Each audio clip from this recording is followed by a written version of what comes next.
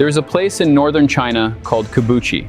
For 3,000 years, it was a death sentence.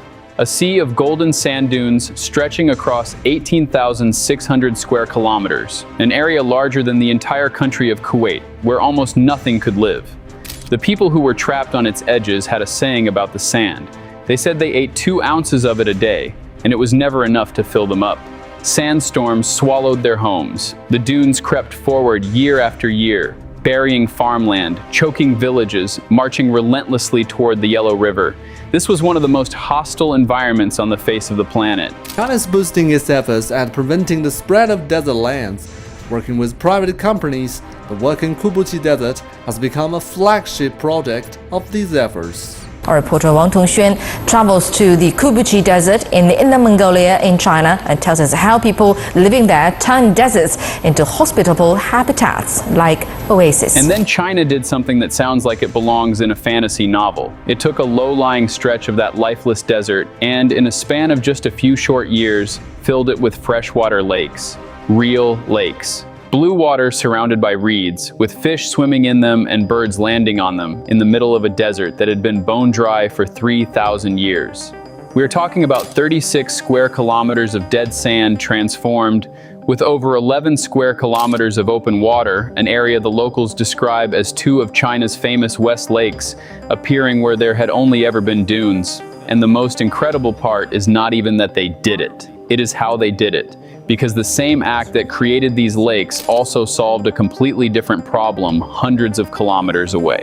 By the end of this video, you will understand exactly how China pulled off one of the most audacious acts of geoengineering in human history, and why the rest of the world is studying it as a model for saving dying land everywhere. Hit subscribe and let's get into it. To understand why this is borderline miraculous, you first have to understand just how impossible the Kibuchi Desert was. This is not some small patch of dry ground. The Kibuchi is China's 7th largest desert, a vast arc of shifting sand sitting just south of the Great Bend of the Yellow River in Inner Mongolia. For most of recorded history, it was a place of pure survival. 3,000 years ago, ancient Chinese texts describe this region as a green grassland, rich with water and grass, where herders raised cattle and sheep. But over the centuries, a combination of the shifting Yellow River, relentless overgrazing, and the destruction of war stripped the land bare. The grass died, the topsoil blew away, and the sand took over completely. By the modern era, the Kibuchi was a wasteland, home to 740,000 people living in isolated, grinding poverty, surrounded by dunes that produced nothing. And the desert was not content to stay where it was. It was on the move. Every year, the wind drove the sand dunes forward, and worse, it blew enormous quantities of that sand directly into the Yellow River, China's 2nd longest river, and the historic cradle of Chinese civilization. The river they call the Mother River was being slowly choked with desert sand washing in from its tributaries. So China was facing 2 separate disasters at the same time. On one side, a spreading desert that nothing could stop. On the other, a vital river being silted up and prone to dangerous flooding. 2 problems, hundreds of kilometers apart, seemingly unrelated. And then someone in China looked at both of those problems and had an idea so simple and so clever that it solved both at once. What if you took the thing that was too much in one place and moved it to the place where there was too little? Here is the breakthrough, and it is beautiful in its logic. The Yellow River, during certain seasons, carries far too much water. It swells, it floods. That excess water is a constant threat to the towns and farmland along its banks. Meanwhile, just 8 kilometers to the south of the river sat the low-lying basins of the Kibuchi Desert, bone dry, desperate for a single drop. The land was right there, practically next door. So in 2016, the government of Hangan Banner made a decision. They built a canal to divert the surplus floodwater of the Yellow River directly into the low-lying areas of the desert.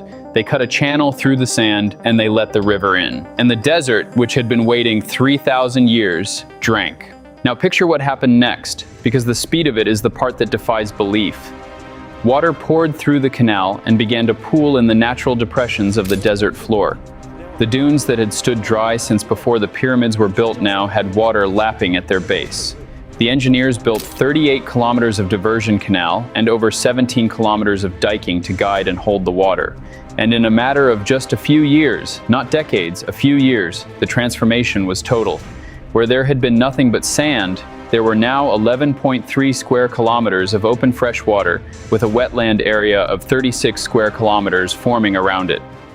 To put that in perspective, the engineers themselves compared the new water surface to the size of two West Lakes, the legendary scenic lake in Hangzhou that has inspired Chinese poets for over 1,000 years. They built the equivalent of two of China's most famous lakes in the middle of a desert in under 3 years, and life came rushing back almost immediately. The lakes filled with reeds and aquatic plants. Fish appeared in waters that had never held fish. Migratory birds, spotting blue water in the middle of the arid north, began landing to rest and feed. The whole place became known by names like Qiqing Lake, the Seven Stars Lake. Local residents who had spent their entire lives fighting the sand suddenly found themselves living beside wetlands. Some of them began raising cattle on the new grass that grew around the water, setting their animals free to roam and graze on healthy land where their grandparents had only ever seen dunes. Tourists started arriving by the thousands to witness the impossible sight of a lake district inside a desert. A region defined by death and poverty for 3 millennia was, in the space of a few years, reborn. But here is the genius that most people miss, the part that elevates this from a cool project to a stroke of strategic brilliance. Because that diverted water did not just create lakes, it solved the second disaster at the same time. The next part is where the whole plan comes together. Remember, the Yellow River was flooding and being choked with sand. By channeling the river's surplus floodwater into the desert, China simultaneously reduced the occurrence of dangerous flooding along the Yellow River.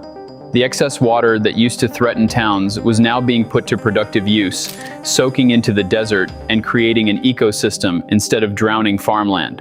One single act of engineering, the cutting of one canal, took the river's greatest weakness, its dangerous excess water, and turned it into the desert's greatest salvation.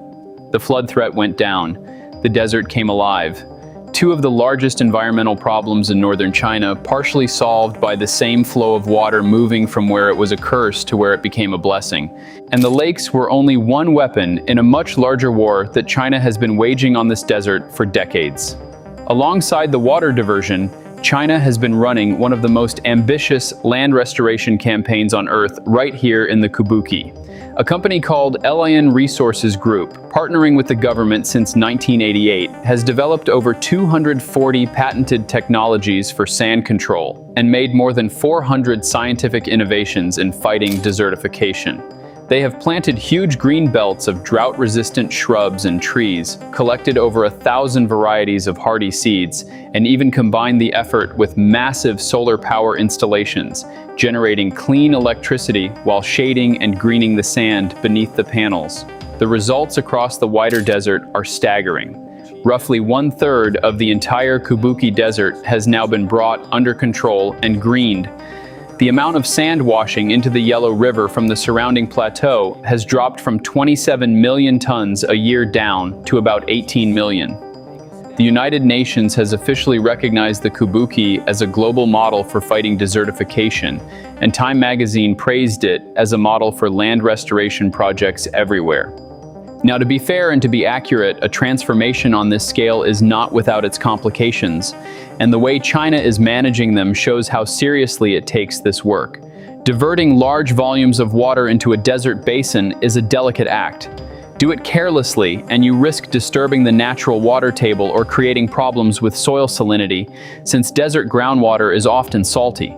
China is acutely aware of this, which is exactly why the project is so heavily monitored and engineered, with careful management of how much water flows in and where it goes, backed by those hundreds of patented technologies and decades of scientific research.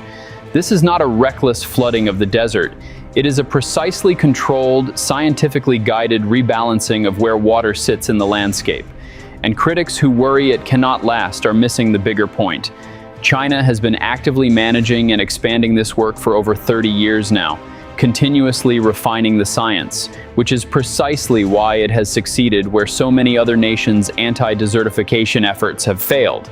The long-term commitment is not a weakness. It is the entire reason it works. And once you step back and see the full picture, you understand what this project has really been about from the very beginning. Because it was never just about making a pretty lake in the sand. What China demonstrated in the Kabuki Desert is a completely different way of thinking about the planet itself.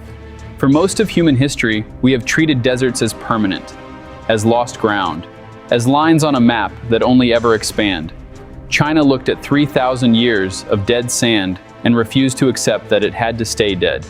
It saw a desert with too little water sitting right next to a river with too much, and instead of treating those as two separate tragedies, it connected them into a single solution. It turned a flood into a lake. It turned a wasteland into a wetland. It turned a problem into a resource. That is not just engineering. That is a fundamentally different relationship with nature, one where the landscape itself can be redesigned, rebalanced, and brought back to life by human will and scientific patience. The lakes of the Kabuki are proof that the deserts of the world are not necessarily permanent. And in a century where climate change threatens to turn more and more of the planet to dust, that single idea that a dead desert can become a living lake in under 3 years might be one of the most important things any nation has ever proven. If this video gave you a new way of seeing what is actually possible on this planet, hit the like button and subscribe so you do not miss what we cover next on this channel. And here's the question I want to leave you with. If China can turn 3,000 years of dead desert into freshwater lakes in just a few years, should the rest of the world's nations be racing to do the same with their own deserts? Or is this a miracle only China has the will to pull off? Drop your answer in the comments. I read every single one.